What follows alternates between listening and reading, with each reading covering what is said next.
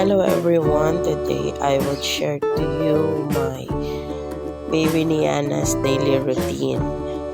So pag-ising niya pa lang sa umaga, good morning, and then she will pray, and then she will go to the speaker and she wants me to play some worship songs.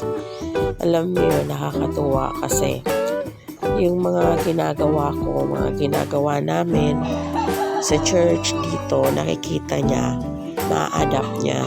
So talagang dito nakikita na totoo talaga yung nakasulat sa Bible, which is in Proverbs 22:6. It says there, train up a child the way he should go, so when he is old, he will not depart from it. That's King James Version. So, tama talaga yung sinasabi na kung ano yung nakikita ng bata, yun talaga yung na-adapt niya. Lahat ng nakikita niya is tama. Kaya, we should be very careful sa mga routines natin.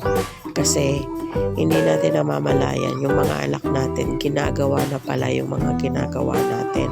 Whether it's good or it's bad, they will adapt what they've been witnessing in their home. So, I'm just so happy.